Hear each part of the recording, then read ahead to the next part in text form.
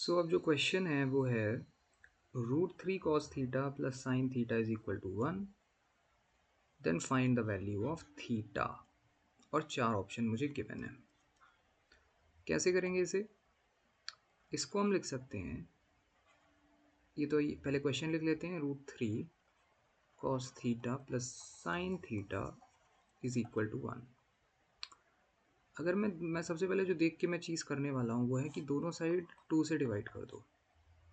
तो ये क्या बन जाएगा? ये बन जाएगा √3/2 cos theta plus 1/2 sine theta is equal to 1/2। अब √3/2 क्या होता है? cos 30 डिग्री होता है, वो होता है √3/2, और साइन 60 डिग्री होता है, वो होता है √3/2। तो यहाँ पे दोनों में से किसी की भी वैल्यू डाल के हम शुरू कर सकते हैं आंसर की ओर काम करना। तो चलो cos 30 डिग्री की वैल्यू डालते हैं। तो ये बन जाएगा cos 30 degree into cos theta plus 1/2 क्या होता है? एक तो cos 60 डिग्री होता है 1/2, और एक हाँ, एक साइन 30 डिग्री होता है 1/2। तो यहाँ पे मैं 30 डिग्री ऑलरेडी डाल चुका हूँ, तो यहाँ पे भी मैं 30 ही डिग्री डालूँगा। 3 अलग एंगल थोड़ी कर लूँगा, 30 डिग्री थीटा और फिर एक और एंगल जो कि 60 डिग्री, तो गड़बड़ हो जाएगी। 2 एंगल से ज़्यादा हम काम नहीं कर सकते हैं। तो यहाँ पे भी 30 डिग्री डालना होगा। तो अगर यहाँ 30 डिग्री डालना है तो मुझे साइन 30 डिग्री डालना होगा, क्योंकि कॉस तो 60 डिग्री पे बनाएगा। कॉस 30 डिग्री तो √3/2 बना लेगा, और यहाँ मुझे 1/2 गिवन है, तो मैं साइन 30 डिग्री का यूज़ करूँगा। ये हो जाएगा sine 30 degree into sine theta is equal to 1/2। तो बेसिकली ये इस फॉर्म में गिवन है मुझे कि cos A cos B plus sine A sine B is equal to 1/2। Cos A cos B plus sine A sine B, इसे कैसे लिख सकते हैं? इसे लिख सकते हैं कॉस ए माइनस बी। ये जो होता है वो बराबर होता है cos A cos B plus sine A sine B के बराबर होता है। तो अब मैं इसको कैसे लिख सकता हूँ? अब मैं इसको लिख सकता हूँ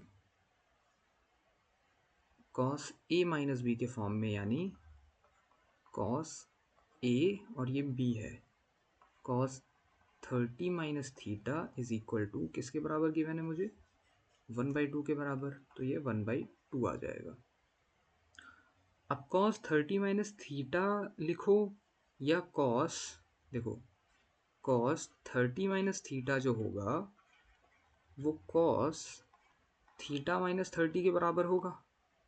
ऐसा क्यों? क्योंकि हम आइडेंटिटीज़ में पढ़ते हैं कि कॉस माइनस ए का कॉस ए के बराबर होता है। Cos of minus a is equal to cos a. क्यों? क्योंकि यहाँ पे जो क्वाड्रेंट सिस्टम बनता है, पहला क्वाड्रेंट, दूसरा क्वाड्रेंट, तीसरा क्वाड्रेंट, चौथा quadrant, 0 degree, 90 degree, 180 degree, 270 degree, after school to college, यहाँ ऑल पॉजिटिव होते हैं। यहाँ साइन और कॉसेक पॉजिटिव होता है, यहाँ टैन और कॉट पॉजिटिव होता है, और यहाँ पे कॉस और सेक पॉजिटिव होता है। तो cos plus theta plus positive theta कुछ ऐसा एंगल बनेगा, और नेगेटिव थीटा कुछ ऐसा एंगल बनेगा। ये नेगेटिव थीटा बनेगा, ये पॉजिटिव थीटा बनेगा। यहाँ पे भी थीटा पॉजिटिव होगा कॉस के साथ, और कॉस तो यहाँ पे भी पॉजिटिव आ रहा है। माइनस कॉस थीटा, ये मतलब कॉस ऑफ माइनस थीटा भी तो पॉजिटिव आ रहा है। यहाँ पे तो कॉस और सेक पॉजिटिव ही होता है, चौथे क्वाड्रेंट में भी। इसीलिए कॉस ऑफ माइनस थीटा को कॉस थीटा हम कहते हैं।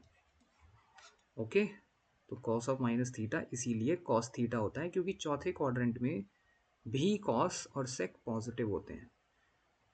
तो मैं अगर इस वाले को नेगेटिव कर दूं cos 30 minus theta is equal to 1/2 है, अगर मैं इसको नेगेटिव कर दूं तो ये क्या बन जाएगा, ये बन जाएगा कॉस थीटा माइनस 30, और ये भी 1/2 के बराबर होगा, क्योंकि कॉस ऑफ एम माइनस ए भी कॉस ए के बराबर होता है, वैसे ही कॉस थीटा माइनस 30 माइनस 1/2 के बराबर हो गया।